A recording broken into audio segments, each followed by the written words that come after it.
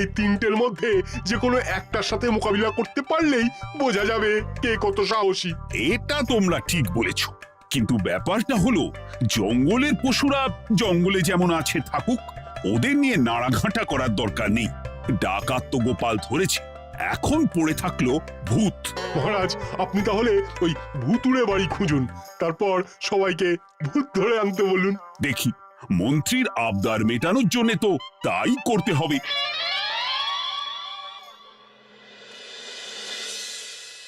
আজকে এটা কি রান্না করেছো বলো তো?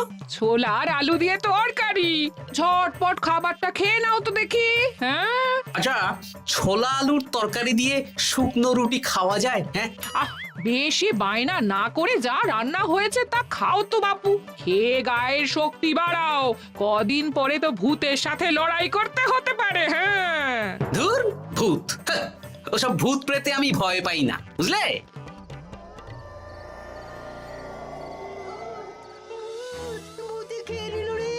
কি ভয়ঙ্কর! মহারাজ বাঁচান, বাঁচান!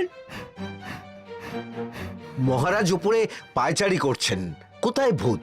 আমি মহারাজের সঙ্গে দেখা করতে চাই। আচ্ছা আচ্ছা, উপরে যান।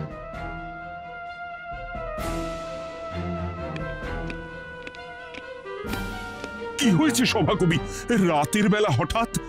আর তোমার চোখ মুখের অবস্থা এরকম কেন? মহারাজ, কৃষ্ণনগরে ঘাটপাড়ের ভূত আমার সর্বস্ব লুট করে নিয়েছে মহারাজ। ধুর, কি যাতা বলছো তুমি? সত্যি বলছি মহারাজ, আমি আমার একটা কাজে নদী পেরিয়ে ওই পাড়ে গিয়েছিলাম। একটু আগে এই পাড়ে এসে নৌকো থেকে নেমে ঘাটের সামনে থেকে একটা গরুর গাড়িতে উঠি। তারপর কিছু দূর আসতেই একটা পোড়ো বাড়ির সামনে গাড়োয়ান গাড়ি থামিয়ে বলে আর যাবে না।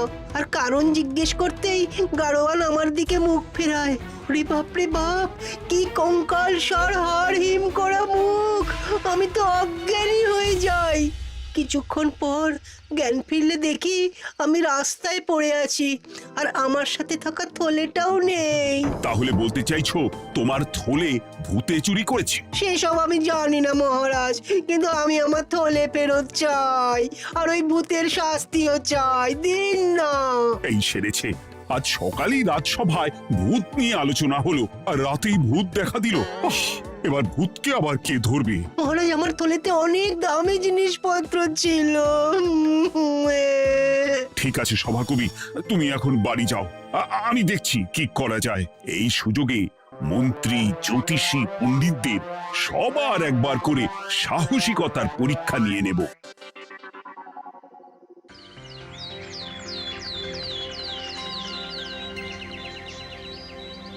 এই তো তোমরা সবাই চলে এসেছো।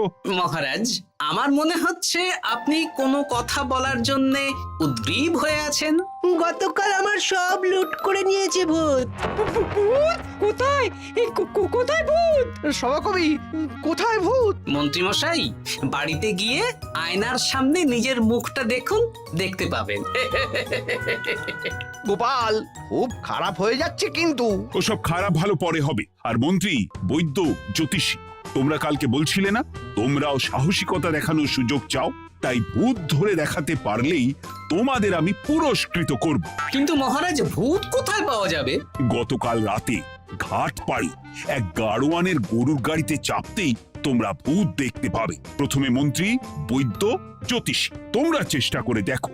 যদি ভূত ধরতে না পারো তখন গোপাল যাবে, আর যে বা যারা ভূত ধরে আনতে পারবে তাকে বা তাদেরকেই আমি পুরস্কার দেব। আমার কারো সাহায্য লাগবে না মহারাজ, কিন্তু আপনি এত করে যখন বলছেন, না হয় বৈদ্য আর জ্যোতিষীকে নিয়েই যাব। দেখবেন, আমরাই ভূত ধরে আনবো। আমরা বীর, আমরা সাহসী। ওসব ভূত ধরা গোপালের কম্য নয়।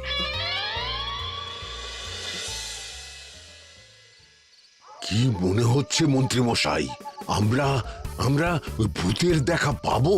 আমার কিন্তু হালকা হালকা ভয় করছে, যদি কিছু সর্বনাশ হয়ে যায়। আরে এসব ভূত প্রেত কিচ্ছু নেই। এত ভয় পেলে চলবে না রাজবৈদ্য মশাই। ভূত ধরতে পারলেই পুরস্কার, শুধু ভগবানের নাম গান করুন। ওই তো একটা গরুর গাড়ি দেখা যাচ্ছে। মহারাজ তার মানে এর কথাই বলছিল।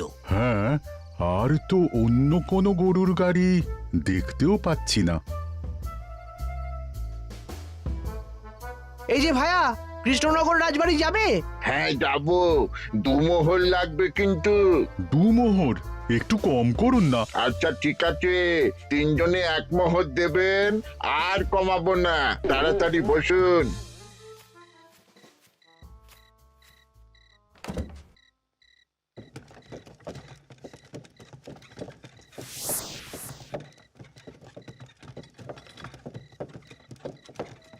দূর দূর দূর, এতক্ষণ কোনো ভূতই নেই।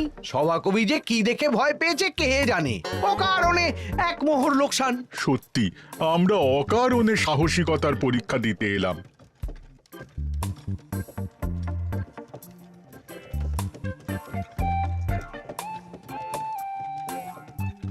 কি এই, এটা কোন রাস্তায় ঢোকাচ্ছ? আরে রাজবাড়ি তো এইদিকে না। এটাই তাড়াতাড়ি যাওয়ার রাস্তা।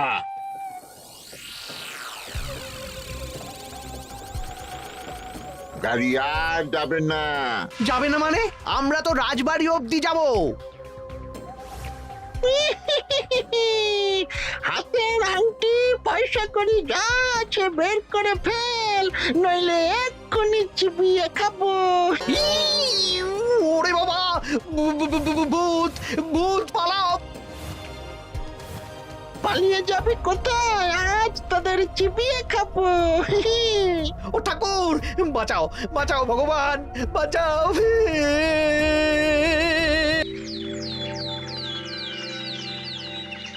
মহারাজ মহারাজ, আমাদের লুট করে নিল।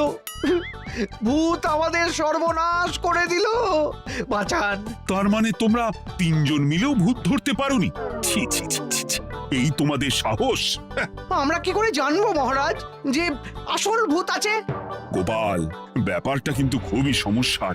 এরকম পর পর রাতে দুটো ভুতুড়ে ঘটনা হলো। তুমি দেখো না, যদি কিছু করতে পারো। আচ্ছা মহারাজ, দেখছি।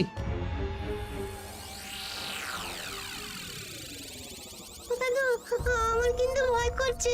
শুনলাম কালকে মন্ত্রী মশাইকেও ভূতের তাড়া করেছিলাম। আমার মনে হচ্ছে কিছু একটা রহস্য আছে। সে যাই রহস্য হোক, আজ আমরা এর শেষ দেখে ছাড়বো। হ্যাঁ, তারপর আমাদের যদি ভূতে ধরে? তোরা কোনো চিন্তা করিস না, সব ওষুধ আমি এই থলে করে নিয়ে এসেছি। হয়তো ঘাটের কাছে একটা গরুর গাড়ি দেখা যাচ্ছে। ভাই, দক্ষিণ পাড়া যাবেন? হ্যাঁ যাবো, দুমোহর লাগবে। বেশ, চলো চলো। এত রাতে তো গরুর গাড়ি রাস্তাঘাটে চলে না, তাই বাধ্য হয়ে ঘাটের এদিকে এলাম।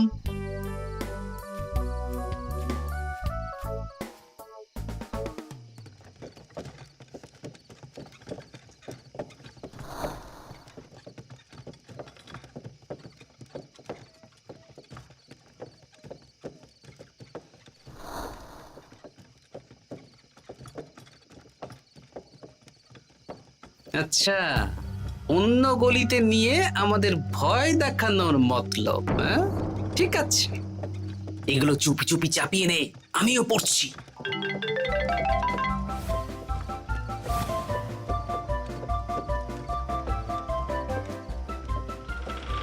আর গাড়ি যাবে না। সাথে যা আছে সব দে, নইলে চিবিয়ে খাবো।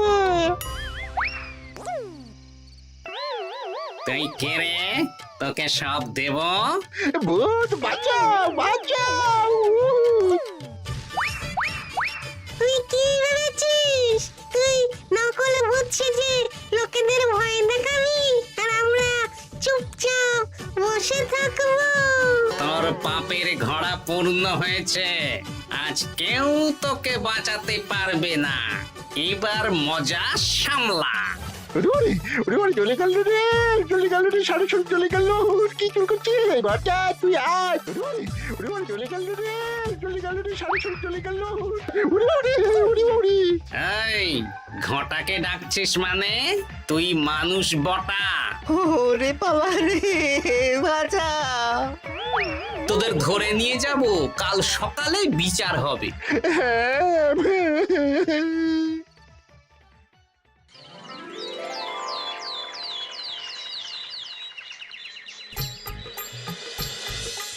সাবাস গোপাল, তুমি তো কামাল করে দিয়েছো, একটু জ্যান্ত ভূত ধরে এনেছো। আমি তো এদেরকে খুঁজছিলাম। হ্যাঁ, এরাই তো পেঁচোকে পাঠিয়েছিল মন্ত্রী মশাইয়ের বাড়ি চুরি করতে। হ্যাঁ, তার মানে গতকাল বটা আমি তোদের ছাড়বো না।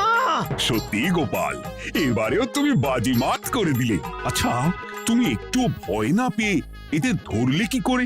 যখনই শুনলাম ভূত জিনিসপত্র সোনাদানা লুট করছে, তখনই বুঝতে পারলাম এটা ভূত না, মানুষ।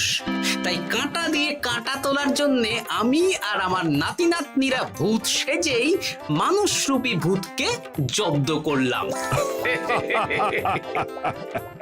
সত্যি গোপাল, তুমি সাহসী বীর পুরুষ। তোমার সাহসের কাছে বাকিরা তো নস্যি।